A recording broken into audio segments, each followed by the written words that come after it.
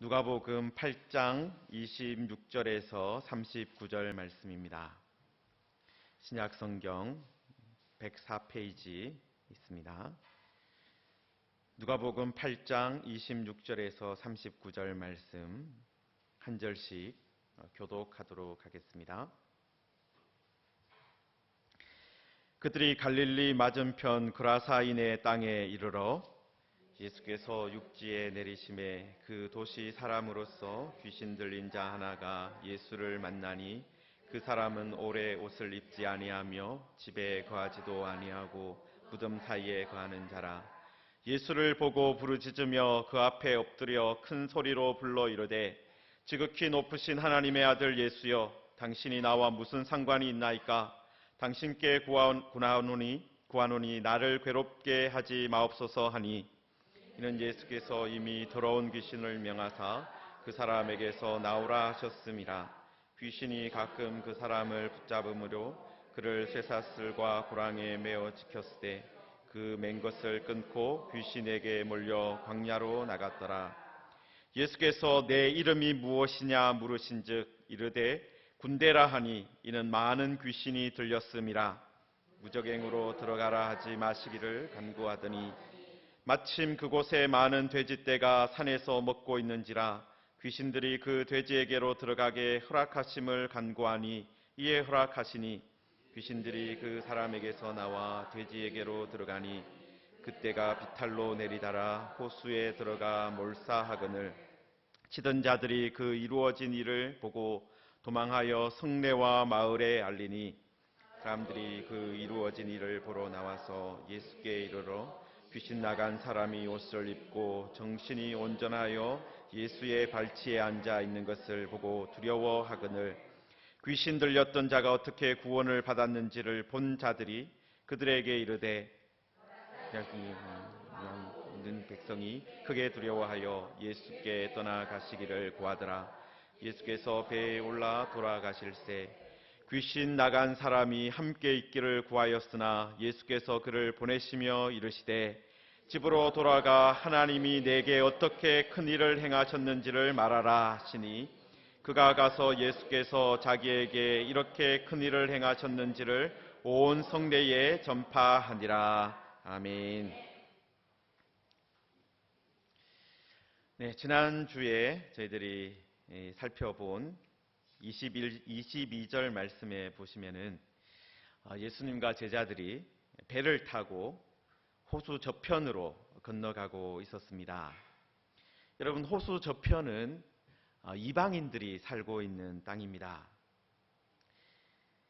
사실 유대인들이 가기를 꺼리는 땅 중에 하나입니다.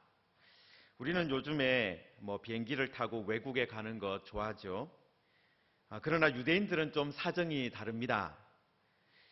유대인들은 율법을 철저하게 지키는 사람들은 음식이 아주 중요하거든요.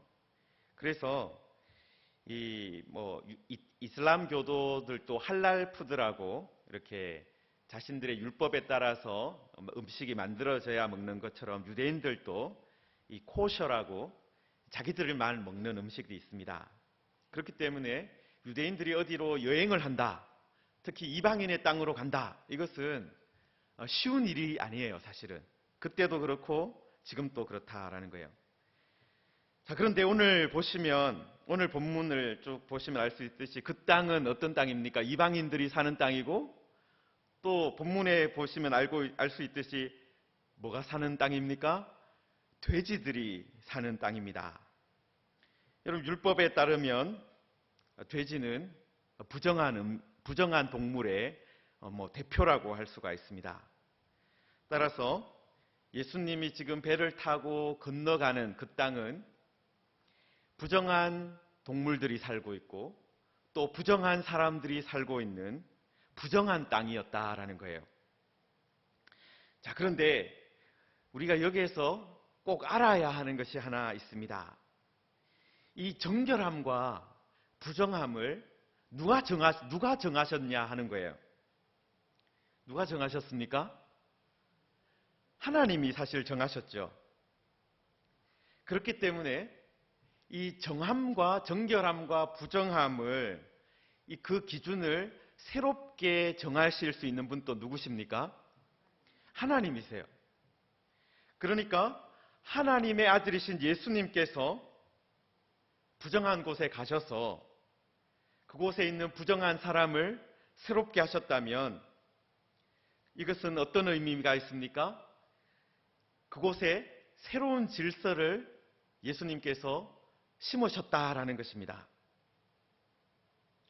그래서 우리들은 예수님이 모든 정결함과 부정함의 새로운 기준이 된다라는 것을 기억하면서 이 말씀을 살펴보아야 합니다. 우리가 지난주에 살펴보았듯이 예수님과 제자들은 갈릴리 호수를 건너가면서 광풍을 만났습니다. 마태복음의 표현에 따르면 물이었는데 큰 지진을 경험한 것 같았고, 또 누가복음에 따르면 광풍을 경험했다라고 했습니다. 그런데 이런 위급한 상황에서 예수님께서 바람과 물결을 꾸짖어서 잔잔하게 만드셨습니다. 여러분, 이 이적을 통해서 말씀하신 것이 무엇입니까? 출애굽기에서 하나님께서 바람과 물결을 통해서 바다 가운데 길을 내신 것처럼, 그래서 하나님의 백성들을 구출해 내신 것처럼 예수님께서도 바람과 물결을 통해서 그 바다를 다스리는 것을 통해서 새로운 출애굽의 역사를 이루어 가신다라는 그런 의미를 담고 있는 것입니다. 자, 그런데 이렇게 바람과 물결을 잔잔하게 하시고 호수 사이에 난 길로 예수님과 제자들이 마침내 갈릴리 맞은편 거라사인의 땅에 도착을 했습니다.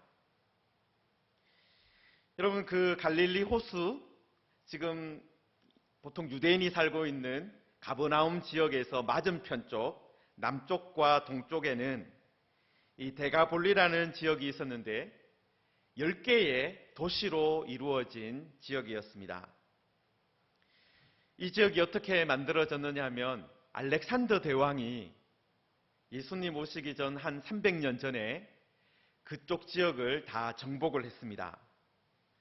그러면서 헬라 사람들을, 그리스 사람들을 그 지역에 정착시켰습니다. 그 10개의 도시 중에 하나가 바로 이 거라사였습니다. 자, 그런데 오늘 말씀해 보시면은 이 거라사인의 땅에 도착했을 때 누가 예수님을 맞이했습니까? 그 도시 사람으로서 귀신 들린 자 하나가 예수님을 맞이했습니다. 여러분, 바람과 물결을 잔잔하게 하시는 하나님의 아들이 도시에 왔는데 가장 먼저 예수님을 만난 사람이 귀신 들린 사람이었다라는 거예요. 여러분, 그리고 그 사람의 상태가 어땠습니까? 오래 옷을 입지 아니하여라고 되어 있어요. 여러분, 옷을 잠시 벗고 있는 것이 아니라 오랫동안 옷을 입지 않았다. 이것은 어떤 의미입니까? 여러분, 옷을 입지 않는 것, 옷을 입지 않고 돌아다니는 것은 어떤 것입니까? 지금 우리 사회에서도 받아주지 않지만 그 당시에도 마찬가지입니다. 여러분, 옷을 입는다는 것은 그 당시에 어떤 사회 규범이라든지 어떤 규칙을 지킨다는 것을 의미합니다. 그런데 옷을 오래 입지 않았다라는 것은 모든 규범을 거부하고 있는 상태다라는 거예요. 모든 법이라든지 모든 것들을 받아들이지 않는 그런 사람이라는 의미입니다. 그리고 이 사람은 집에 거하지도 않고 또 어디에 거하고 있습니까? 무덤 사이에 거하고 있습니다. 여러분, 집은 살아있는 사람들이 사는 곳이라면 무덤은 죽은 사람들이 있는 곳이죠.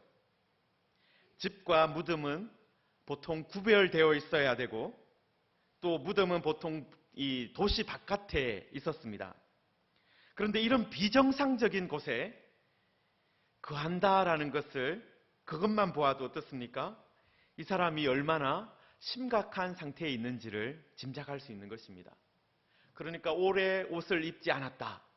또 무덤 사이에 거하고 있다. 이 두 가지만 봐도 이 사람이 얼마나 반사회적인 사람인지 알 수 있다라는 것입니다. 그런데 이 비정상적이고 이 괴상한 사람이 예수님을 보고 어떻게 했습니까? 부르짖으며 그 앞에 엎드려 큰 소리로 불러 이르되 라고 했어요. 여러분, 부르짖고 엎드리고 큰 소리로 부르는 것은 하나님께 드리는 정상적인 반응이잖아요, 사실. 여러분, 우리가 하나님 앞에 서게 된다면 어떻게 하겠습니까? 재빨리 엎드려야 되겠죠. 그리고 하나님 앞에 큰 소리로 우리를 불쌍히 여겨달라고 외쳐야 될 것입니다. 전능하신 하나님을 우리가 만약 만난다면 우리도 그 앞에 엎드려서 우리를 불쌍히 여겨달라고 크게 외쳤을 것입니다. 여러분, 귀신도 잘하는 것이 하나 있습니다. 하나님을 잘 알아보는 거예요. 귀신도 하나님과 하나님이 보내신 메시아를 알아본다라는 것입니다. 그리고 그 앞에서 정상적인 반응을 보였습니다. 여러분, 귀신 들리면 사람은 옷을 입지 않고 무덤 사이에 거하게 되는데, 그런데 그 사람을 비정상적으로 만든 귀신조차도 하나님 앞에서는 어떻게 반응한다는 것입니까? 하나님 앞에서는 꼼짝할 수 없다라는 것입니다. 그렇습니다. 우리 스스로는 귀신의 역사를 이길 수가 없습니다. 귀신은 지금도 공중의 권세를 잡고 있으며 사람들로 하여금 교만하게 만들고 자기만을 사랑하게 만들고 돈을 사랑하게 만들어서 비정상적인 사람, 이상한 사람들을 만들어 갑니다. 비정상적인 사회를 또 만들어 갑니다. 그러나 예수님께서 나타나시면, 예수님께서 오시면 모든 것이 어떻게 변합니까? 그 모든 비정상적인 것의 원인이었던 귀신마저도 우리 주님 앞에 엎드리게 된다라는 것입니다.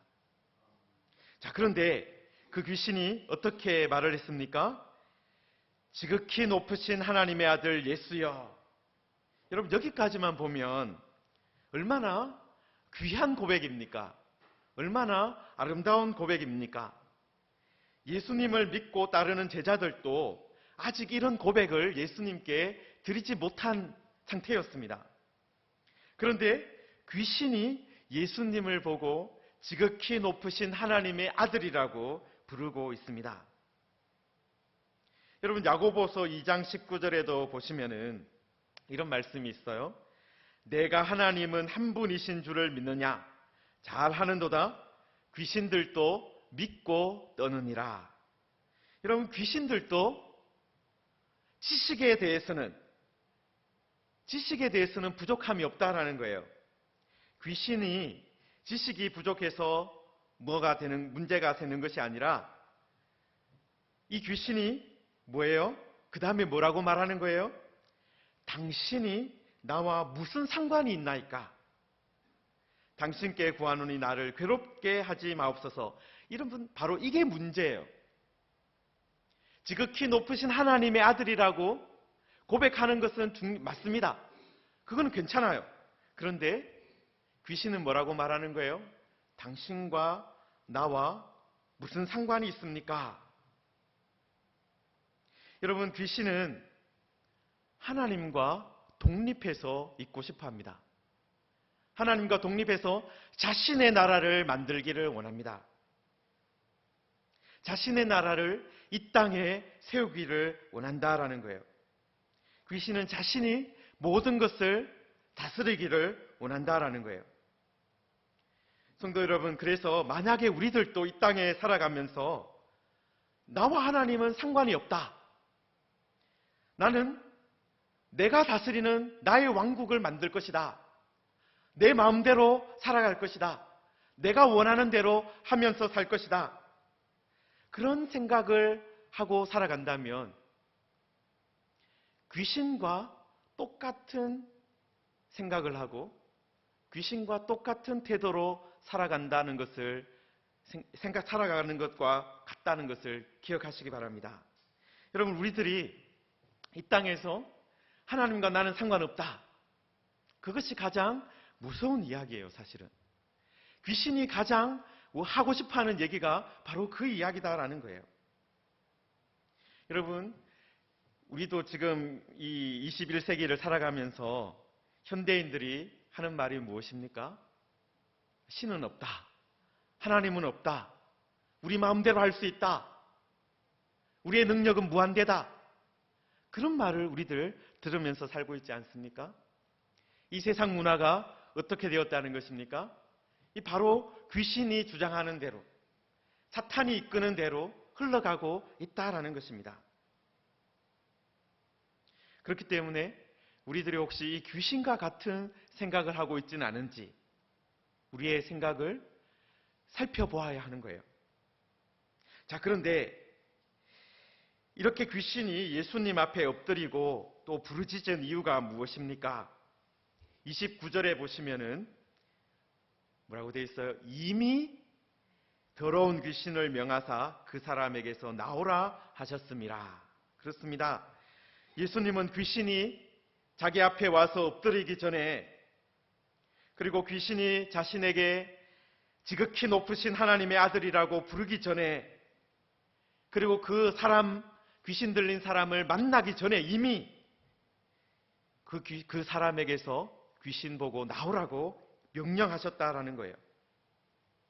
여러분, 이것이 얼마나 좋은 소식입니까? 복된 소식입니까?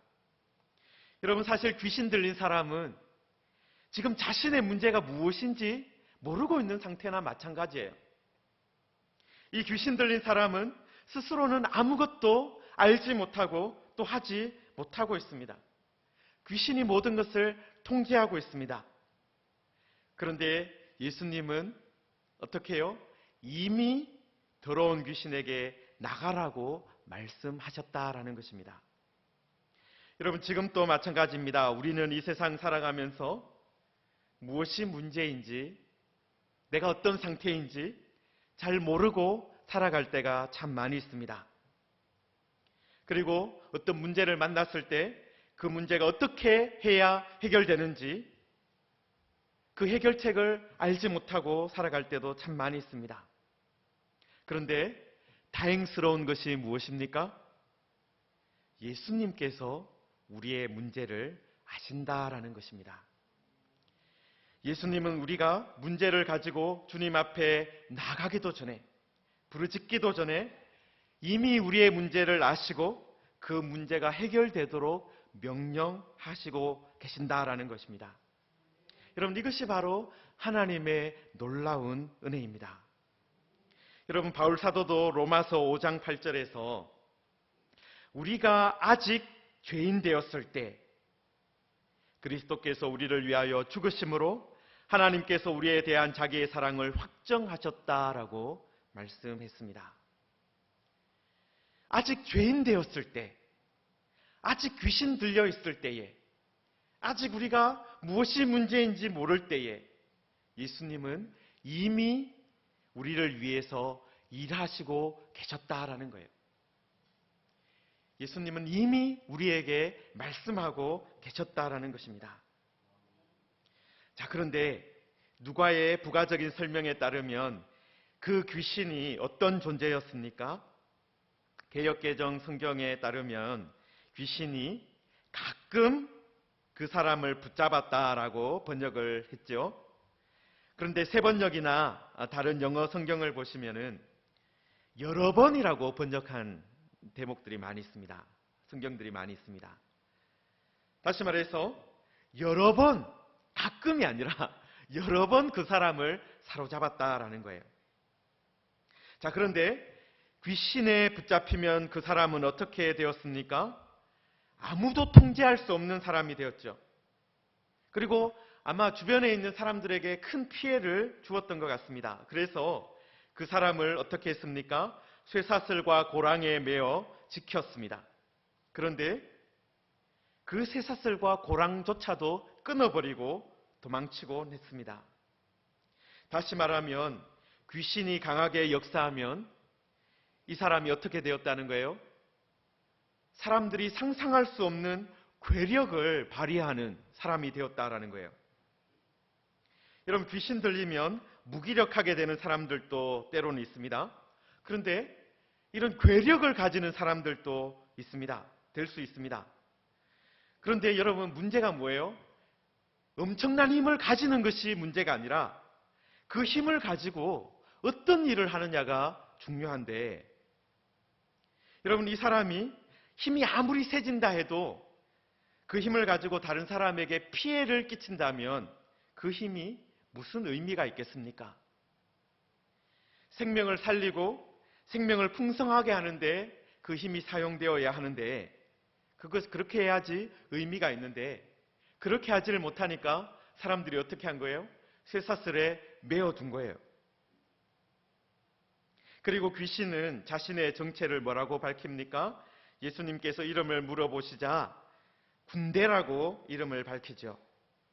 여기서 군대는 레기온이라는 헬라어 단어인데 수천 명의 군인으로 이루어진 부대를 말하는 것입니다.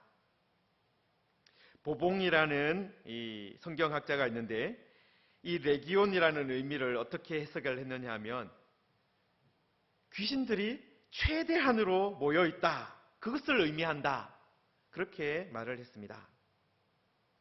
여러분, 한번 생각을 해보십시오. 이 한 사람을 망하게 하기 위해서, 이 하나님의 형상으로 지음받은 한 사람을 하나님이 원하시는 것과 정반대로 살아가기 위해서 귀신들이 어떻게 했다는 거예요? 최대한으로 모였다라는 거예요. 여러분, 하나님의 형상을 무너뜨리기 위해서도 귀신들이 이렇게 하고 있는데, 우리 그리스도인들은 어떻게 해야 되겠습니까? 선을 행하고 생명을 살리는 그 일을 위해서 우리도 온 힘을 모아야 하는 것입니다. 그런데 이 사람에게는 지금 안타깝게도 반대의 일이 벌어지고 있는 상태예요. 자, 그런데 이 군대 귀신을 예수님께서 어떻게 처리하셨습니까? 여러분, 예수님은 귀신들을 무적행으로 보낼 수 있는 유일한 분이십니다. 그런데 귀신들이 뭐라고 말합니까? 아직 종말이 되지 않았기 때문에, 그 정해진 때가 아직 오지 않았기 때문에 무적행으로만은 보내지 말아달라고 예수님께 간청을 합니다. 그리고 그 사람에게 있는 대신에 돼지에게로 들어갈 수 있도록 해달라고 간청을 했습니다. 우리는 귀신이 왜 이런 요청을 했는지 정확하게 알 수는 없습니다. 그냥 내쫓겨가는 것하고 돼지 속으로 들어가는 것하고 차이가 무엇인지 우리는 잘 알 수는 없어요. 그러나 귀신들은 우리가 보기에는 매우 비정상적인 선택을 하죠. 왜냐하면 나중에 귀신들이 들어가겠다고 선택했던 돼지들이 어떻게 됩니까? 호수로 뛰어 들어가서 죽어버렸습니다. 들어가 있겠다고 한 그 돼지가 죽어버렸어요. 귀신들은 돼지 떼에게로 들어가서 그 순간을 모면하려고 했지만은 자신이 선택한 돼지와 함께 어떻게 되었습니까?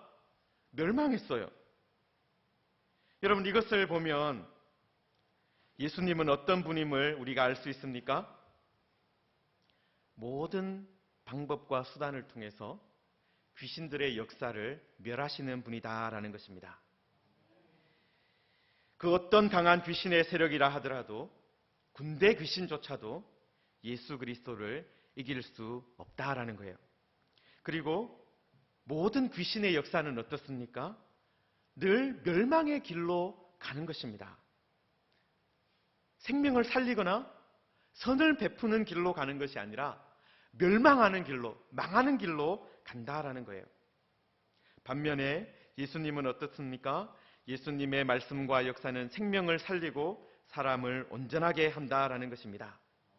그러므로 귀신이 우리에게 괴력을 주겠다, 엄청난 돈을 주겠다, 건강을 주겠다, 불로장생을 주겠다, 약속을 한다 해도 그것을 믿고 따라가면 됩니까? 안 됩니까? 절대로 안 되는 것입니다. 많은 사람들이 귀신에게 자신의 영혼을 팔아서라도 세상에서 성공을 하려고 합니다. 여러분, 많은 소설에서 그런 이야기를 하죠. 괴테라는 작가도 파우스트라는 소설에서 이 메피스토펠레스라는 악마가 나타나서 이 주인공인 파우스트한테 내가 세상의 모든 것을 다 체험할 수 있게 해주겠다, 그렇게 약속을 하고, 그 약속에 파우스트는 어떻게 합니까? 자신의 영혼을 파는 거예요. 여러분, 우리가 이 땅에서 이런 잘못된 선택을 하지 않도록 우리는 조심해야 합니다. 귀신이 우리에게 당장은 어떤 괴력을 줄 수도 있고 뭐 일을 잘 풀리게 하는 것처럼 보일 수 있지만, 귀신이 가는 길은 어떻게 됩니까? 결국은 다 멸망의 길이고 사망의 길이라는 것을 우리는 기억해야 하는 것입니다. 여러분, 이렇게 귀신이 들어간 돼지들은 호수에 빠져서 몰사했습니다. 반면에 귀신 들렸던 사람은 그때부터 어떻게 되었습니까? 옷을 입고 온 정신이 온전하여졌다라고 성경은 말씀합니다. 여러분, 오래 옷을 입지 않는 사람이 어떻게 되었습니까? 이제 옷을 입고 있습니다.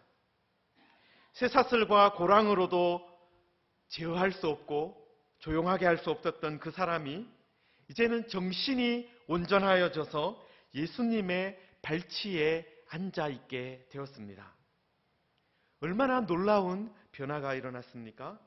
이 사람은 구원받았고 이제 새로운 사람이 되었습니다. 여러분, 그런데 이 일이 일어나는 것을 보고 동네 사람들은 또 어떻게 반응하고 있습니까? 두려워하죠. 그리고 그 사람이 어떻게 구원받았는지를 듣고 크게 두려워하여 예수님께 떠나가기를 구했습니다. 아마 동네 사람들은 수많은 돼지들이 호수에 빠져 죽은 것 때문에 이런 반응을 보였을 것입니다. 많은 재산의 피해를 보았기 때문에 이런 선택을 한 것 같습니다. 그러나 우리가 주목해서 보아야 될 것이 무엇입니까? 예수님이 어떤 선택을 하셨느냐, 예수님이 어떤 분이냐 하는 것이죠. 예수님은 수많은 돼지보다 한 사람이 온전하게 되는 것을 선택하셨습니다.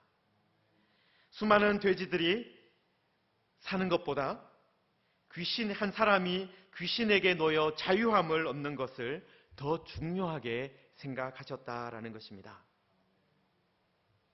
여러분, 역사를 보면은요, 이 로마 황제 중에 히드리아누스라는 사람이 있는데, 이 사람이 바로 거라사라는 지역을 방문한 기록이 있습니다. 예수님이 오시고 나서 한 100년 훨씬 더 후에 있었는데요. 그런데 이 사람들이, 거라사 사람들이 이 황제의 방문을 기념하기 위해서 거대한 아치를 하나 만들었습니다. 높이가 21m가 되고 길이가 37m나 되는 그런 큰 문을 만들었다라고 합니다. 그래서 지금 또 어딥니까? 이스라엘 바로 옆에 있는 그 나라, 갑자기 생각이 안 나네요. 시리아 밑에 있는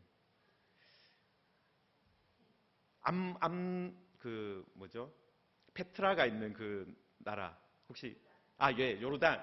그 요르단에 가면요, 저도 성지순례 갔을 때 페트라만 구경을 했는데요, 이 지역을 꼭 구경을 해야 된답니다. 왜냐하면 이 로마 황제가 만들어 놓은 그 유적이 엄청나기 때문에, 방문해서 기념한 그 문이 너무나도 크기 때문에 꼭 방문하는, 두 번째라면, 만약 페트라를 방문하고 두 번째로 가야 된다면 여기를 간다고 합니다. 그런데 여러분, 한번 생각해 보십시오. 지극히 높으신 하나님의 아들이신 예수님이 방문했을 때는 이 거라사 사람들이 어떻게 했습니까? 예수님 그냥 돌려보냈습니다. 기념하는 문 하나 남기지 않았습니다. 만들지 않았습니다. 여러분, 어떻게 보면 이것이 우리의 모습이기도 합니다. 만왕의 왕이신 예수님께서 우리에게 오신 것을 소중하게 생각하지 않는다라는 것입니다. 우리들은 어떻습니까? 내 삶을 그냥 지키기를 원합니다. 하나님이 내 삶에 간섭하는 것 별로 좋아하지 않습니다. 그냥 내 나라, 내가 하고 싶은 대로 살아가는 그 나라 지키기를 원한다라는 거예요. 그러나 여러분, 예수님과 상관없는 삶을 사는 것은 어떤 것입니까? 결국은 귀신에 지배되는 그런 사람이 되는 것입니다. 성도 여러분, 우리는 어떤 사람이 되어야 합니까? 세상에 황제가 온 것을 기념하는 사람들이 아니라 주님이 오신 것을 기억하고 기념하는 사람들이 되어야 합니다. 우리의 삶 가운데 예수님이 찾아오셨다. 그래서 이미 나를 향해서 말씀해 주셨다. 이미 나에게 하나님의 은혜를 베풀어 주셨다. 그것을 기념하는 에베네셀의 은혜의 비석이 우리의 삶 가운데 세워져 있어야 한다라는 것입니다. 하나님이 나에게 어떻게 큰일 행하셨는지 그것을 기억하고 말하는 사람이 되어야 한다라는 거예요. 여러분, 예수님께서도 이 사람에게 어떻게 말했습니까? 집으로 돌아가서 하나님이 내게 어떻게 큰일 행하셨는지를 말하라. 여러분, 예수님께서 우리에게 원하시는 것이 무엇일까요? 지금도 마찬가지입니다. 하나님께서 나에게 어떤 큰일 행하셨는지를 기억하고 그것을 말하는 사람이 되기를 원하시는 것입니다. 성도 여러분, 귀신 들렸던 그 사람은 예수님이 하신 일을 말하는 사람으로 변화되었습니다. 여러분, 우리들도 그렇게 될 수 있습니다. 왜 그렇습니까? 예수님께서 이미 말씀하셨습니다. 예수님께서 이미 우리를 위해서 십자가를 지셨습니다. 예수님께서 이미 우리를 위해서 부활하셨습니다. 예수님께서 이미 우리를 위해서 기도하셨습니다. 그리고 지금도 기도하고 계십니다. 그래서 우리들도 이 귀신 나간 사람처럼 하나님께서 내게 어떻게 큰일 행하셨는지를 말하는 사람이 되는 우리 모두가 되기를 주님의 이름으로 축원합니다. 네, 시간 우리 말씀을 생각하며 함께 기도하겠습니다. 하나님, 이 귀신처럼 하나님과 내가 상관없다 말하는 사람 되지 않게 하여 주옵소서. 내 마음대로 내가 원하는 대로 살아가는 사람이 아니라 하나님의 은혜대로 사는 사람 되게 하여 주옵소서. 하나님께서 하신 큰일을 말하는 사람 되게 하여 주옵소서. 그래서 하나님의 인도하심 받아 살아가게 하여 주옵소서. 하나님, 우리가 멸망의 길을 가기를 원치 않습니다. 하나님, 귀신이 했던 것처럼 그렇게 살아가지 않게 하여 주옵소서. 하나님, 이제는 하나님의 은혜대로 살아가게 하여 주시고 말씀대로 살아가게 하여 주시고 하나님과 주님과 함께 살아가는 우리들 되게 하여 주옵소서. 우리 말씀 붙들고 함께 기도하겠습니다. 하나님 아버지, 은혜를 감사합니다.